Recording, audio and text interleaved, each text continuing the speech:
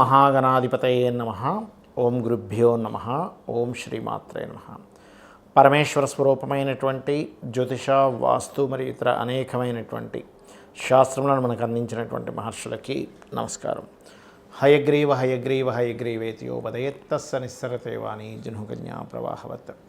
అరుణాం కరుణాతరంగితాక్షీం ధృతపాశాంకుశపుష్పబాణచాపాం అనిమాదిభిరావృతాం మయూకైః అహమిత్యేవ విభావయే భవానీం. శ్రీమాత్రే నమః.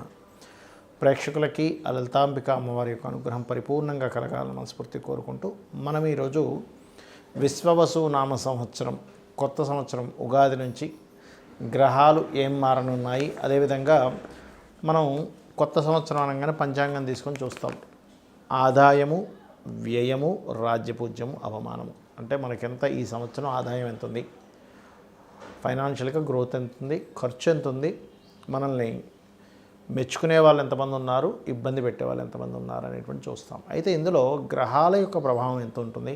ఒక్కొక్కసారి మనకు ఆదాయం బాగా కనిపిస్తుంది, ఒక్కోసారి బాగా లోలో కనిపిస్తుంది. అవమానించే వాళ్ళ సంఖ్య తక్కువగా ఉంటే ఒక్కోసారి ఎక్కువగా ఉంటుంది. మరి దీన్ని ఇలాగే అనుభవించాలా, దీనికి ఏదైనా మనం కొన్ని చిన్న చిన్న పరిహారాలు చేసుకొని కూడా, చాలా పరిహారాలు ఉంటాయి, అందులో నేను మీకు కొన్ని చెప్తాను, చేసుకుంటూ కూడా మనం దీని నుంచి అధిగమించవచ్చా అనేటువంటి విషయాలు తెలుసుకుంటూ, అదేవిధంగా ఈ సంవత్సరం మనకి మేజర్ ప్లానెట్స్ అయినటువంటి రాహుకేతువులు మనకి రాహు కుంభంలోకి, కేతు సింహంలోకి మార్పు చెందుతున్నారు. దీనివల్ల ఇది ఎప్పటి నుంచి, జూన్ నుంచి మారుతారు. ఈ శని భగవానుడు విశ్వవసు నామ సంవత్సరం రాగానే అంటే దాదాపుగా మార్చ్ ఎండింగ్లో మారిపోతాడు. అదేవిధంగా జూపిటర్ కూడా అంటే గురుగ్రహం కూడా మే 15వ తేదీ నుంచి మారుతుంది. అయితే ఇప్పుడు వక్రించుకుంటూ వెనక్కి వచ్చిన కుజుడు తర్వాత నీచ పొంది ఉంటున్నాడు కాబట్టి కొంచెం ఈ విశ్వవసు నామ సంవత్సరం వచ్చే వరకు కూడా కొంచెం ఈ గొడవలు కావచ్చు, తోకిసలాటలు కావచ్చు, కొంచెం ఇట్లాంటివి పెరుగుతూ ఉంటాయి. అయితే 12 లగ్నాల వారికి, లగ్నం తెలియని రాశి వారికి అసలు ఆదాయ వ్యయాలు, రాజ్యపూజ అవమానాలు ఎలా ఉన్నాయి అనేటువంటి విషయాలు చెప్తుంది నేనైనప్పటికీ కూడా చెప్పిస్తుంది సాక్షాత్ లలిత అమ్మవారిగా భావిస్తూ ఒక్కొక్క రాశి గురించి మనం తెలుసుకుందాం. తులాలగ్నము, తులారాశి. తులవారికి ఈ విశ్వవసు నామ సంవత్సరంలో చూసుకున్నట్లయితే ఇక్కడ ఆదాయ వ్యయాలు, రాజ్యపూజ అవమానాలు ఎలా ఉన్నాయి పంచాంగంలో చూసుకున్నట్లయితే 11-5 అంటే ఆదాయం 11, వ్యయం 5గా ఉంది. సో పర్లేదు, బ్యాలెన్స్డ్గానే ఉంది. అంటే ఒక సంవత్సరం మొత్తం 11 లక్షలు సంపాదిస్తే 5 లక్షలు ఖర్చు అంటే మిగిలింది 7 లక్షలు మిగులుతున్నట్టే. అంటే రఫ్గా చెప్తున్నా, 7 అంటే ఖచ్చితంగా 7 ఎక్కడండి అరక్కడి. సో రఫ్గా ఈ సంఖ్యలు ఇస్తూ ఉంటారు. అలాగే ఇక్కడ రాజ్యపూజ అవమానాలు ఉంటాయి. లైఫ్ అనేది ఇలాగే ఉంటుంది. ఎలా అంటే మనం ఎంత సంపాదిస్తున్నాము, ఎంత మిగులుతుంది, అవమానించే వాళ్ళ సంఖ్య పెరుగుతుందా, మెచ్చుకునే వాళ్ళ సంఖ్య పెరుగుతుందా, ఇవే కదండి లైఫ్లో ఎక్కువగా సాగుతుంటాయి. దీని పరంగా చూసుకుంటే 2-2గా ఉంది. అంటే చాలా తక్కువ దీంట్లో ఉంది.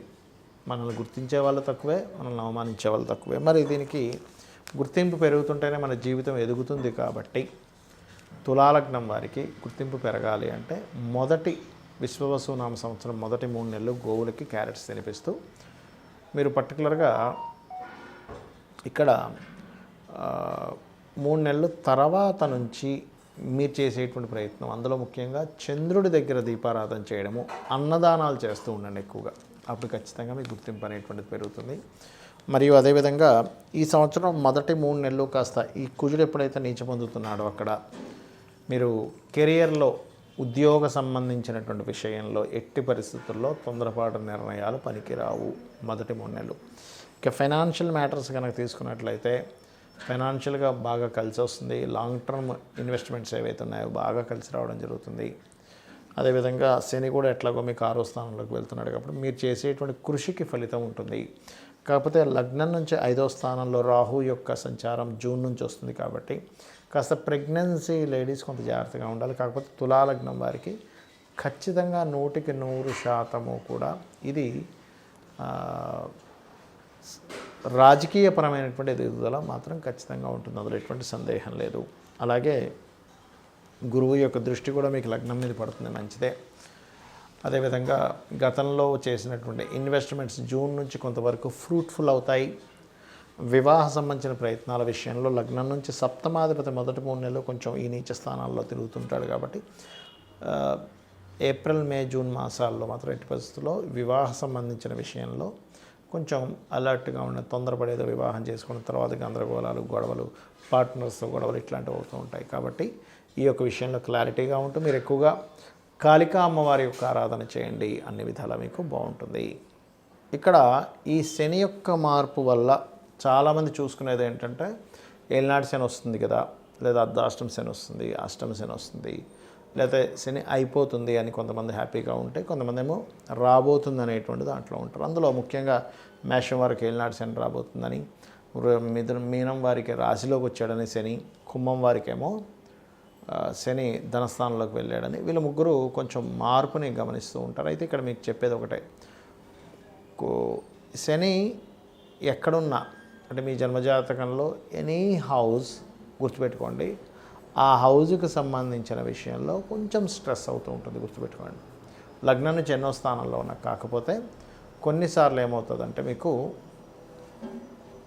కొన్ని సందర్భాల్లో ఈ శని భగవానుడు ఇచ్చేటువంటి రిజల్ట్స్ ఒక్కోసారి పాజిటివ్గా కూడా ఇస్తాడు, గుర్తుపెట్టుకోండి. ఎప్పుడూ నెగిటివ్గా ఉంటుందని రూల్ లేదు. కాకపోతే పాజిటివ్గా ఇవ్వాలి అంటే మీరు చేయవలసింది ఏమిటి తెలుసుకోండి ముందుగా. ఇక్కడ ఇంకొక విషయం చెప్పి నేను మీకు పరిహారం చెప్తాను శనికి సంబంధించిన విషయంలో. ఒకటి, శని నడుస్తుంది కదా వివాహం అవ్వదు అనుకుంటే తప్పు.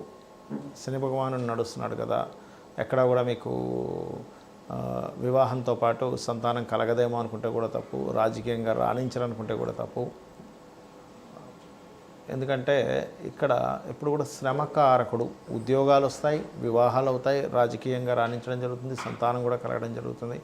కాకపోతే ప్రతిదీ కూడా కొంచెం స్ట్రెస్ఫుల్గా వెళ్తూ ఉంటుంది, పెయిన్ఫుల్గా వెళ్తూ ఉంటుంది. ఇది కొంచెం చూసుకోవాలి, గుర్తుపెట్టుకోండి.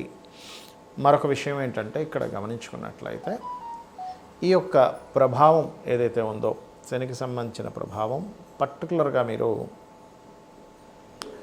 ఎవరైతే రెగ్యులర్గా అంటే ఏలినాటి శని, అర్ధాష్టమ శని, అష్టమ శని నడిచేటువంటి వారు, లేదా శని దశ నడుస్తుంది కొంతమందికి ఆ శని దశ, శని మంచి పొజిషన్లో ఉంటే మంచి ఫలితాలు కూడా ఇస్తాడు, బ్యాడ్ పొజిషన్లో ఉంటే ఆ 19 years ఆఫ్ శని దశ ఇబ్బంది పడుతూ ఉంటారు. దీనికి పరిహారం ఏమిటి అంటే, ఫస్ట్ ఆఫ్ ఆల్ మీరు నిత్యము ఉదయము సాయంత్రము దీపారాధన చేయడం ప్రారంభించండి, ఒకటి. రెండవది, వీటితో పాటు ఇందాక మనం చెప్పుకున్నటువంటి ఏలినాటి శని, అర్ధాష్టమ శని, అష్టమ శని నడుస్తున్నటువంటి వారు మధ్యాహ్నం పూట నిద్రపోకండి. ఇది చిన్నపిల్లలకి, స్త్రీలకి, లేనట్లయితే ముసలి వాళ్ళకి ఇది వర్తించదు. యువకులకి అంటే దాదాపుగా ఒక 15 years ఆఫ్ ఏజ్ నుంచి దాదాపుగా 50 to 55 వరకు కూడా ఇది మధ్య వయస్కులకి కూడా ఇది వర్తిస్తుంది. యువకులకి, మధ్య వయస్కులకి కూడా మధ్యాహ్నం పూట నిద్రపోకండి. ఇక నైట్ డ్యూటీస్ చేస్తాము, పొద్దున్న కాసేపు నిద్రపోదామంటే దట్ ఈస్ డిఫరెంట్ థింగ్. మీరు నైట్ డ్యూటీ చేసే వాళ్ళ గురించి కాదు ఇది. కానీ రెగ్యులర్ డ్యూటీ చేసేవారు ఈ సమయాల్లో నిద్రపోతే మీకు ఎఫెక్ట్ ఇస్తుంది, సాటర్న్ యొక్క ఎఫెక్ట్ ఇస్తుంది. లేదంటే పొద్దున్నే 4 o'clock లేస్తానండి, నేను పని ఉంటుంది, మధ్యాహ్నం కోసం పడుకోవాలంటే దట్ ఈస్ డిఫరెంట్ థింగ్. అది. మూడవది ఏంటంటే గోవుకి ఎక్కువగా బెల్లము తినిపిస్తూ ఉండండి. మీరు ఎంత గోవులకు బెల్లం తినిపిస్తూ ఉంటే శని ప్రభావం అంత తగ్గుతుంది. మరొకటి, దగ్గరలో శివాలయం ఏదైనా ఉన్నట్లయితే నూనెని చక్కగా దీపారాధనకు వాడేటువంటి నూనెని తీసుకొని వెళ్ళి శివుడికి అక్కడ దీపారాధనకి వాడుకోమని ఇవ్వండి. ఇది మెయిన్గా గుర్తుపెట్టుకోండి. దీంతోపాటు మరి కొంతమందికి కాలసర్ప దోషం ఉంది కదండి నాకు అంటూ ఉంటారు. కానీ ఈ మధ్య నేను చూస్తున్నాను కదా చాలామందికి వాళ్ళు కాలసర్ప దోషం ఉందని నాకు చూపిస్తారు. తిరగలసిన రోజు కాలసర్ప దోషం ఉండదు. ఒకటే గుర్తుపెట్టుకోండి, కాలసర్ప దోషము ఎవరికి చూడమని చెప్పారంటే జన్మజాతకానికి చూడమని చెప్పలే అసలు. మీకు ఒకవేళ అంతగా కాలసర్ప దోషం వల్ల ఇబ్బంది పడుతున్నాను అని అనుకుంటే కాళహస్తికి వెళ్ళిరండి, ఈశ్వరానుగ్రహంతో ఆ దోషం తగ్గిపోతుంది.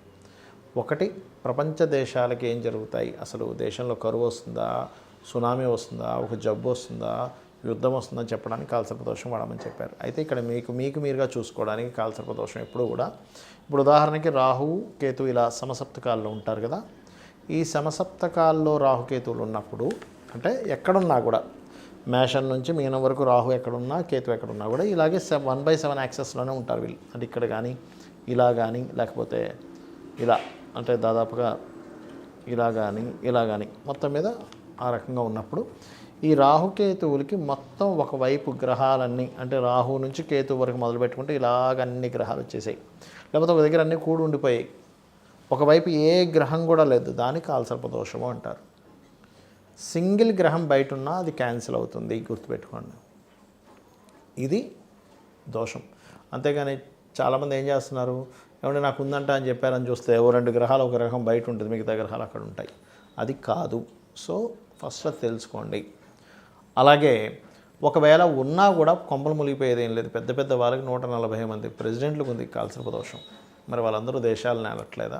మెగాస్టార్ చిరంజీవి గారికి కూడా కాలసర్ప దోషం. అంత మాత్రం చేత ఆయన ఏమి ఎందుకు పనికి రాకుండా ఏం పోలేదు కదా, గొప్ప వ్యక్తి అయ్యాడు. కాబట్టి వాటిని మీరు పట్టించుకోకండి దయచేసి.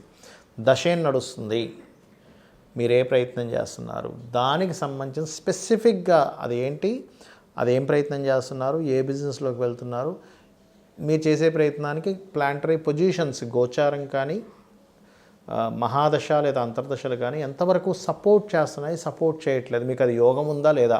యోగం ఉన్నప్పుడు ట్రై చేయడం వేరు, యోగం లేనప్పుడు ట్రై చేయడం వేరు. అంటే ఉదాహరణకి తిరుపతికి వెళ్తున్నాం, అసలు ఆ రూట్లో తిరుపతి ఉంటే కదా మీరు వెళ్ళి ప్రయాణం చేసినా సరే మీరు ఆ తిరుపతికి వెళ్ళేది. అసలు ఆ రూట్లో తిరుపతే లేదు, ఎంత దూరం అని ప్రయాణిస్తారు, దాన్నే యోగం అంటారు.